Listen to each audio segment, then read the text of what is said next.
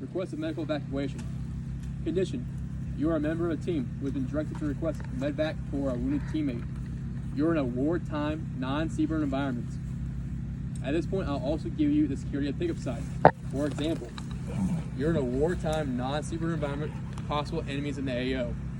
Or it could read like this: you're in a wartime, non-CBRN environment, no enemies in the area. Standard: prepare to send medevac within 3 minutes. Transmit lines 1 through 5 within 25 seconds of initial contact with evacuation unit. Transmit lines 6 through 9 within 1 additional minute. Transmitting lines 1 through 9 will be performed in sequence using proper brevity codes and radio telephone pronunciations and procedures with 100% accuracy. Alright guys, brass tacks here for what this means is that you have 3 major tasks. The first one's going to be gathering and preparing your 9 line. That is taking all the information that's going to be given to you and just writing it simply down, and then changing your radio to medevac frequency. That's all within 3 minutes. Your second task is going to be transmitting lines 1 through 5 on that medevac frequency. You have 25 seconds to do that.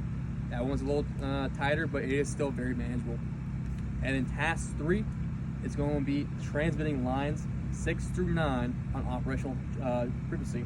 You have a full minute for that one. If you can do it in 25 seconds, you can do it in a minute, I promise you. Is there any questions on what exactly you're going to be doing? Cool. Now I'm going to break down how you're actually going to accomplish these goals, all right? Task 1, prepare medevac request. As I go down these lines, is literally what you'll be filling into your 9 lines and how you're going to get this information, all right? All right, step 1, determine grid coordinates for pickup. Provide a complete 6-digit grid with identifier, accurate within 200 meters. All right, on test day, guys, you're going to come up to the table and there will be a map taped to the table. There will be a point plotted for you, and I'll give you a protractor. You will use that protractor and pull the grid. It's going to be a map of Fort Campbell, so your grid identifier is going to be 16 Sierra Delta Fox. If you don't remember that, I have it also on your SOI. Do not waste time grabbing an 8-digit grid. You're not going to get extra credit for it. So just give me the 6, and you can be accurate within 200 meters, so some leeway there. Step 2, determine operational radio frequency, call sign, and suffix. I repeat, determine operational radio frequency and call sign and suffix. Candidate will use SOI to determine necessary information. Candidate will make appropriate changes to radio and prepare transmission on medevac frequency. So, with the SOI is, guys, it's basically a cheat sheet for the call signs and your freaks. It's going to tell you exactly what you need. At the very top of the page, it's going to say candidate, and then below that's going to say call sign. That's going to tell you what your call sign is. Below that, it's going to tell you operational frequency. It's going to give their freak and their call sign.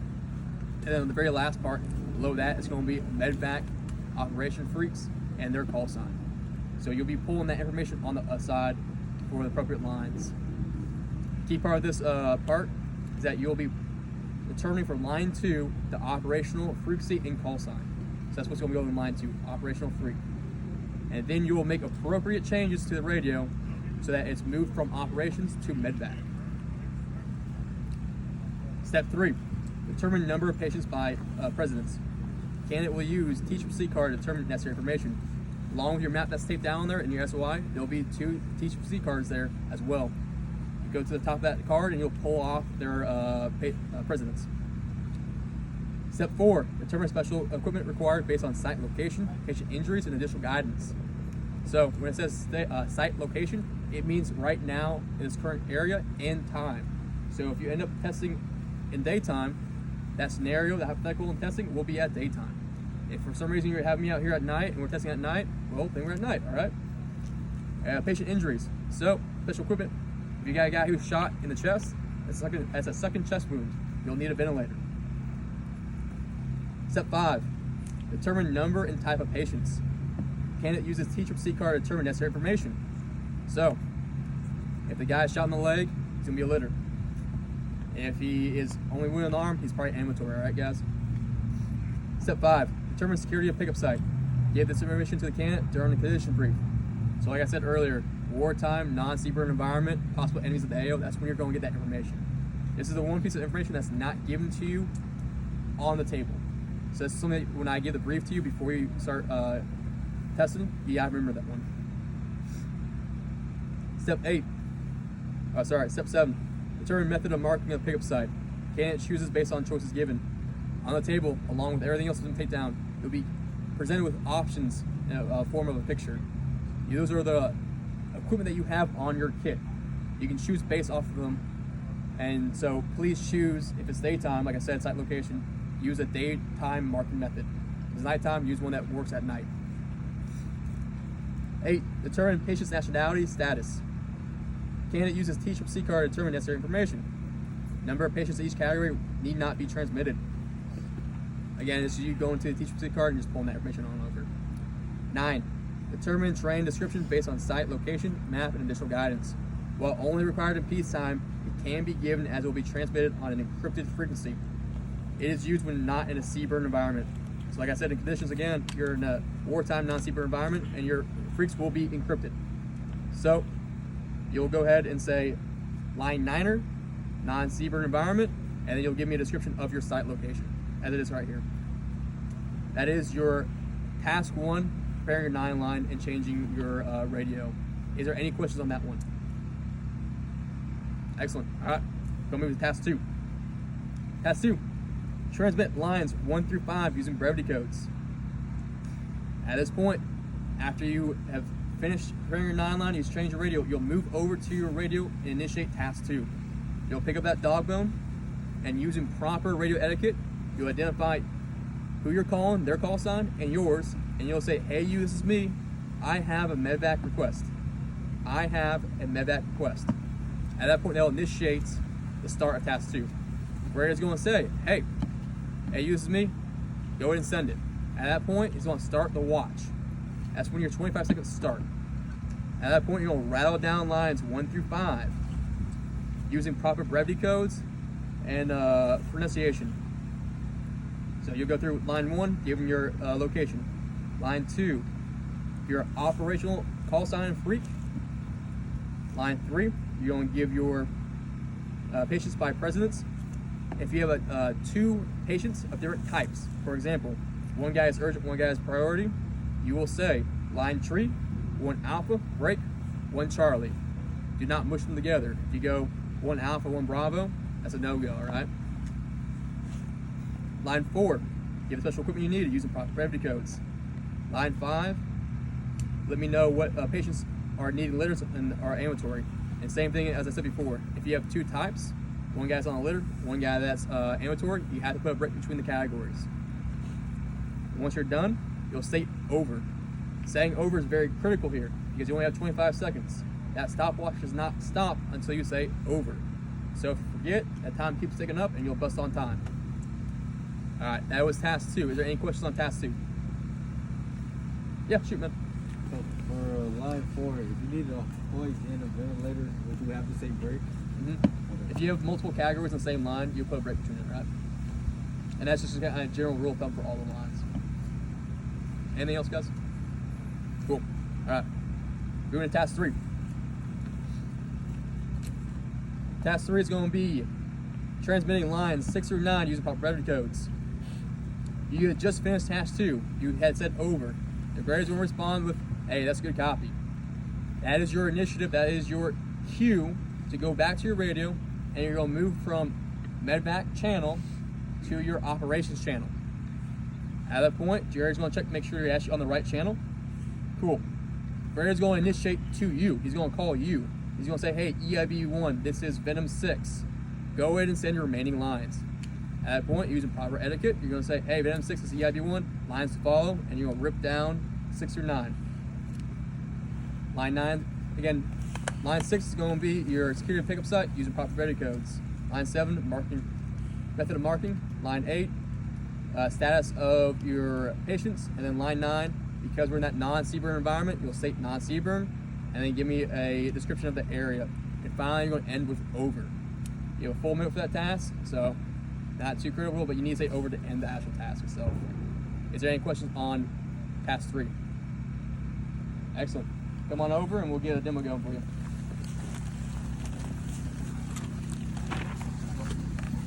Vince, gather around where you can see.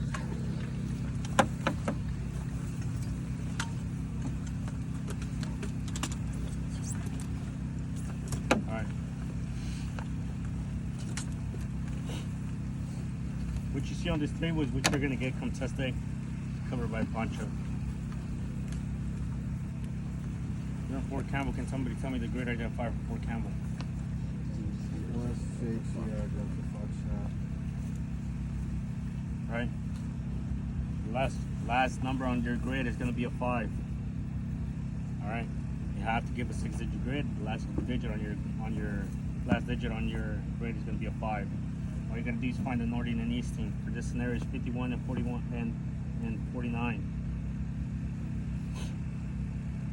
For line 2 is gonna be found under operational frequency. The frequency and call sign under operational frequency. 41,000. 6, right? Lines 3 through 5 are going to be on your TCCC card. TCCC card. Make sure you guys know how to read and understand the TCCC card. For this scenario, I'm just going to make one urgent. The B stands for break, and one priority. On special supply, if he has a sucking chest wound, you will order a ventilator. You have to request a ventilator. All right. This scenario, I'm going to request a hoist, followed by break, 1 Delta, which is my ventilator. All right. One of my patients is going to be on the litter, one's going to be ambulatory. So you write 1 Lima for litter, break, 1 Alpha for ambulatory. Underneath line 5, you write over if you want or don't. I do, just so I don't forget. Line 6, secure you of the pickup site. It's going to be always pop out. All right. So it's a wartime environment. It's possible enemies in the area. Just write papa. Line 7, method of marking. If you can see the sunlight, it is alpha. If it is nighttime, or you don't know how to identify day from night, if you're wearing your red lens, i.e. your headlamp, it is bravo. All right, bravo. Line 8 is going to be found under service. Under service on your TCCC card. For this scenario, they're both U.S. Army soldiers, so 2 Alpha. Line 9 is always going to be non-Seaburn. Followed by a description of the LC. Your LC is going to be that open field where you guys were staged. So you don't know how to tell north from south. The school is on the north side. The woodline is facing south. All right. The woodline to the south. Followed by over at the very end. Again, you can choose to write over. If you don't, as long as you don't forget. I like to make stuff more retarded than what it has to be, because people will attempt to forget, so just write over. Right? You have 3 minutes to fill out your 9 line. 3 minutes. If you just fill out lines 1 through 5 and then you start touching with your radio, I'm going to assume you forfeit the rest of the time. All right, so if you start calling out your 9 line and line 6 is blank, you cannot go back and try to fill it in. Right? Hope you know it on your head. So make sure you guys take your time and get the information that is on the table, find your grid and the actual information of your TCCC card, and that is accurate. Once you think you are ready, your radio is going to be on channel 1. The way you're going to change the channel is you're going to press menu, press the next channel you want to be. Excuse me, for the medevac. For this scenario, medevac is channel 2. So I'm just going to click menu, press the number that I want. Once you're on that frequency and you think you're ready, I highly advise you guys to look over the data sheet and know who you're about to call. All right? You have to call the correct call sign. If you call the incorrect call sign, you will be a negative. So make sure you know who you are, who you're calling. All right? For this scenario, as you can see, my call sign is TIB1. The call sign I'm calling is medevac. All right? Medevac. You got to call the first 5 lines to medevac. 6 to 9 are going to be operational, as stated in the test conditions and standards. All right, once you're ready, you're going to call Med 5, EIB1. I request a medevac. All right, once you say that, I will say send it. When I say send it, my timer for 25 seconds says initiated. So you don't have to do anything else. Don't look at me. Just go straight into your 9 line. Once you hear me say send it, you just start talking line 1. So it's going to sound something like this. Line 1, 16 Delta Foxtrot 515 Power 9er 5. Line 2, Power 1000, call sign Venom 6. Line 3, 1 Alpha, break 1 Charlie. Line Power 1 Bravo, break 1 Delta. Line 5, 1 Lima, break, 1 Alpha, over. All right, you have to say over at the very end of your transmission. Now let's go.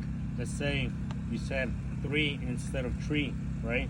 So you say line 3, 1 Alpha, break, and you remember you said it incorrectly. You have to say correction, disregard, as I was, something that lets me know you're gonna correct yourself, and then you have to tell me that line all over again. So you say line 3, 1 Alpha, break, oh, as I was, line 3, 1 Alpha, break, 1 Charlie. All right. If you do not correct yourself before going on to the next line, you are now a no-go. All right. So you have to correct yourself before you go on to the following line. Once I tell you that, once you tell me 1 through 5, and you made it within 25 seconds, I will let you know right then and there if you're still a go or a no-go. If you're a no-go, obviously you're gonna retrain. But if you're still a go, you're just gonna go here to your radio, menu, change to channel 1, which is your operational frequency, right? I'm gonna, once I see that you mess with your radio, I'm gonna call you over the radio and say EIB1, Venom 6, standing by for following lines, to which you will reply, Venom 6, EIB1, following lines as follows. Line 6, Papa, line 7, Alpha, line 8, 2 Alpha, line 9er, non-fevered environment, wood line to the south, over. And that is the end of your transmission. All right, pretty straightforward. You have paid attention and you were wise enough to write out the answers that I gave you. I gave you line 1, line 2, line 6, line 7, and line 9 out of your whole 9-line test, all right? I don't know about you, but my math, there's 9 lines. I gave you 5 lines, so you only have to find 4 more lines. So I gave you over 50% of the test already. All right. Again, you have 3 minutes to fill out your 9-line. You have 25 seconds to say lines 1 through 5. 25 seconds, lines 1 through 5. That is 25 seconds for all 5 lines and not each individual line. It's 25 seconds for all 5 lines and an additional minute for lines 6 through 9 for a total of 4 minutes and 25 seconds. All right. Do I have any questions? What's up? So for the You- first 5.